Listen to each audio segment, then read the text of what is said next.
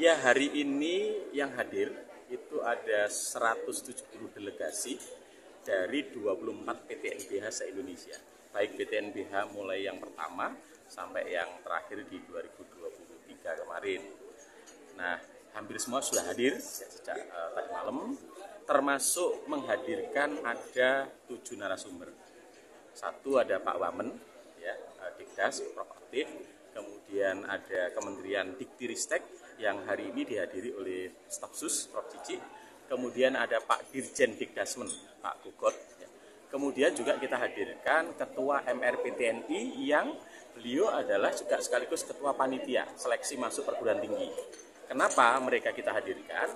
Karena isu penting yang dibahas di dalam rapat pleno ini adalah bagaimana harmonisasi dan sinkronisasi antara sistem pendidikan dasar dengan sistem seleksi masuk perguruan tinggi. Karena ada banyak hal yang selama ini dikeluhkan oleh perguruan tinggi termasuk orang tua. Misalnya yang di perguruan tinggi adalah ketika jalur seleksi melalui prestasi rapor. Ternyata PR-nya adalah rapor di setiap sekolah itu tidak standar. Tidak standar. Ya. Ketika mereka masuk, kemudian kita tracing bagaimana prestasi akademiknya di perguruan tinggi, ternyata tidak signifikan dengan jalur prestasi itu.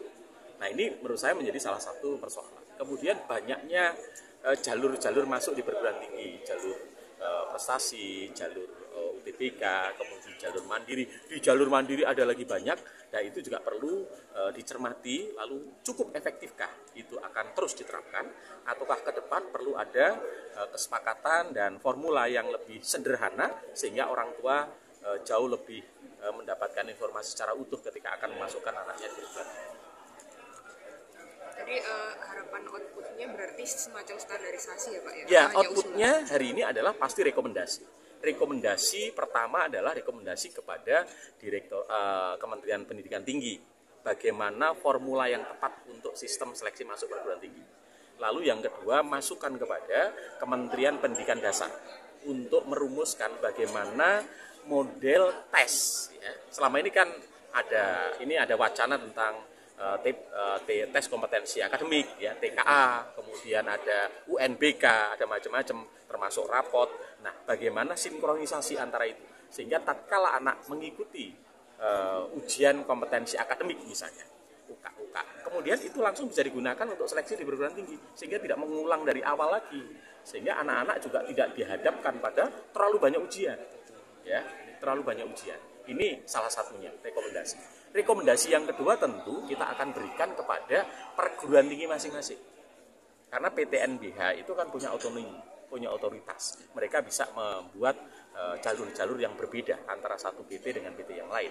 Nah, dengan rekomendasi ini, para senat ini kan mereka adalah partnernya para rektor untuk mengembangkan dan mengawasi bidang akademik di setiap perguruan tinggi. Jadi mereka itu seperti DPR-nya untuk pemerintahan kita, gitu ya. Sehingga mereka punya otoritas, kemudian punya power untuk melakukan pengawasan akademik di masing-masing perguruan tinggi. Jadi dua sisi itu. Sehingga ke depan harapannya tentu sistem seleksi masuk perguruan tinggi lebih harmonis, lebih sinkron dengan sistem pembelajaran yang ada di SMA dan SMK. Kemudian yang kedua lebih sederhana dan tentu lebih berkeadilan, lebih objektif. Ya, jangan sampai kemudian, mohon maaf, kemarin kan ada nilai-nilai rapot yang cenderung surplus gitu ya. Jadi kita nerima anak nilai itu 10 semua mata, jadi agama 10, PKN 10. Ini benar 10 apa enggak ya? Tapi begitu sudah kita terima, baru kita ketahuan. Tapi kan kita nggak bisa mengatakan bagaimana ngetesong itu mekanisme yang harus dilakukan. Saya kira itu. Prof, kalau di UNESA sendiri nanti apa ini? Rekomendasi atau formula yang akan diusulkan gitu, seperti itu? Ya, pastikan di UNESA sendiri kami sangat berkomitmen untuk memperhatikan rekomendasi strategis dari forum ya tertinggi dari para senat akademik Universitas PTNBH ini untuk memperbaiki sistem. Apakah itu dari sisi substansi? Misalnya substansi itu adalah mekanisme tesnya apakah sudah betul dengan 3 jalur itu? Apakah ada perubahan? Lalu yang kedua, apakah substansi tesnya sudah tepat? Misalnya untuk prodi tertentu kita mempertimbangkan nilai bidang mata pelajaran tertentu. Jadi tidak sama, misalnya untuk bidang teknik, maka pelajaran yang akan menjadi prioritas pasti adalah matematik, literasi matematik, kemudian sains, ya. Kemudian untuk yang lain dengan komposisi yang berbeda, persentase biasanya. Lalu juga kami akan mempertimbangkan kalau toh kami selama ini kan punya banyak jalur. Ada 3 jalur besar, prestasi, jalur tes, kemudian jalur mandiri. Nah di jalur mandiri ini kami punya lagi, ada jalur prestasi juga, ya prestasi tapi mandiri. Kemudian ada lagi jalur non tes UTBK. Atau tes itu non nilai UTBK. Jadi itu langsung ditarik dari nilai UTBK, langsung di ranking. Ya. Kemudian ada lagi jalur rapot. Ya. Kemudian ada lagi jalur tes lagi, ya untuk mandiri. Termasuk ada yang namanya jalur golden ticket itu. Ini jalan tol ini. Jadi golden ticket itu prestasi luar biasa yang mungkin bisa tidak di akademik. Dia nggak masuk di rapot itu. Akademiknya biasa. Tapi kemarin ada anak yang dia punya follower hampir 1 juta lebih. Maka mereka langsung kita berikan golden ticket. Golden ticket itu maknanya adalah diterima tanpa tes dan beasiswa sampai lulus. Jadi benar-benar tol. Jadi dia kalau jalur prestasi masih bayar UKT. Kalau ini enggak. Jadi mereka diterima dan jumlahnya besar. Tanggung keseluruhannya ya. Sampai lulus dia free. Tetapi ada catatan. Misalnya tadi yang punya follower banyak tadi, maka dia setiap minggu, setiap 1 bulan dia harus mengupload konten-konten untuk branding Indonesia. Ini bagian dari take and give lah. Mereka kita berikan kemudahan, privilege, tentu kehadiran mereka juga harus sekaligus tetap mengembangkan potensinya mereka. Gitu. Kemudian untuk yang prestasi olahraga misalnya, dia minimal harus nasional. Kemudian syukur dunia. Dan mereka nanti juga akan dipantau terus pada saat kuliah itu prestasinya tetap atau naik atau malah turun. Karena ada potensi juga. Mereka ketika berprestasi di SMA itu hanya untuk sekedar masuk dulu. Tapi setelah masuk nggak ada pembinaan. Nah kita tidak ingin itu.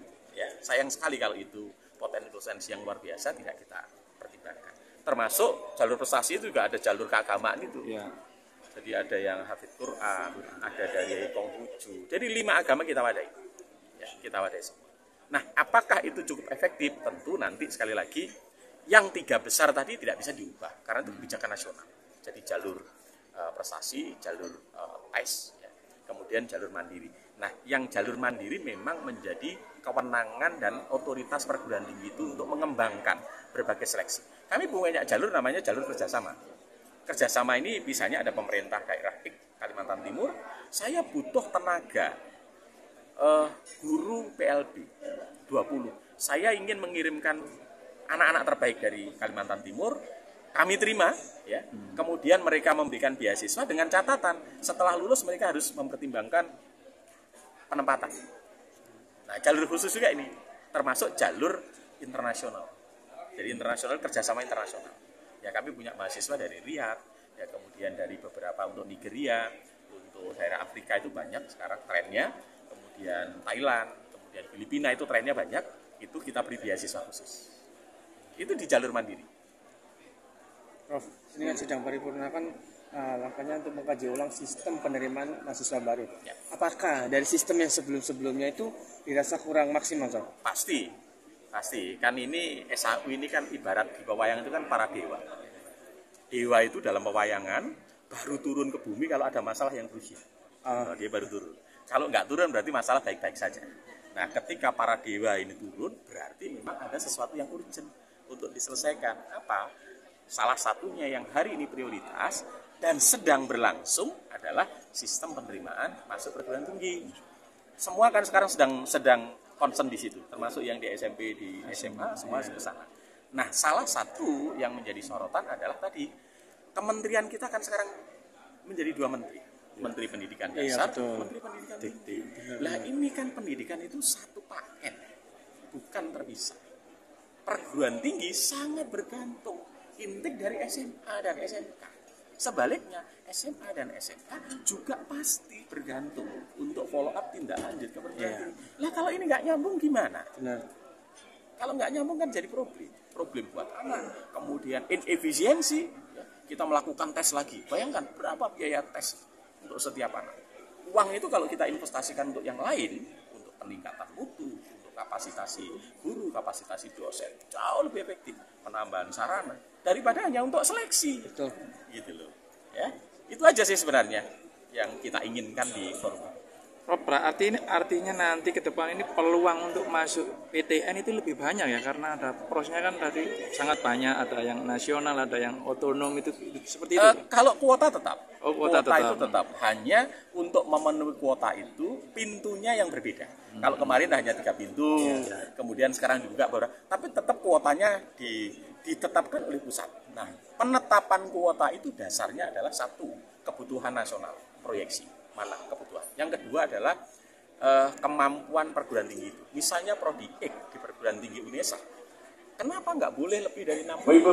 Kedokteran nggak boleh 50. Itu karena pasti pertimbangannya SDM-nya, sarananya, dosennya, pembiayaan dan sebagainya. Sehingga kita tidak bisa keluar dari kuota yang ditetapkan oleh pusat.